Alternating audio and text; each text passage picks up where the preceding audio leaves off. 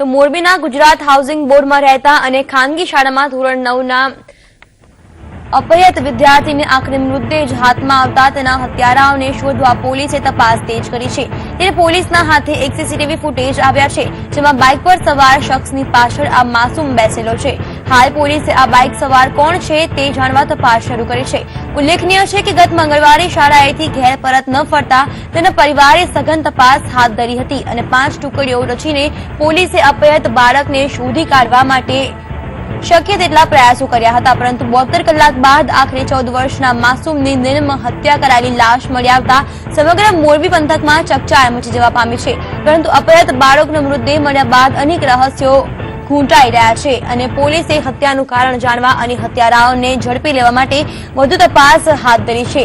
વિદ્યાર્થીને હાથ કરાયેલા લાશ મળી આવી હતી અને બાદમાં પોલીસે હત્યાનું કારણ જાણવા અને હત્યારાઓને પકડવા છે, પરંતુ આ હત્યા સાથે અનેક રહસ્યો જોવા મળી રહ્યા છે, જેમ કે સાધારણ પરિવારના બાળકની હત્યા પાછળ કારણ અપહરણ બાદ ખંડણી માટે કોઈ ફોન આવ્યો નથી, તો અપહરણકર્તાઓએ કયા કારણથી હત્યા નિપજાવી, વિદ્યાર્થીના પરિવાર સાથે કોઈ અંગત અદાવત હત્યા માટે કારણભૂત છે વગેરે રહસ્યો ગૂંચવાયેલા છે।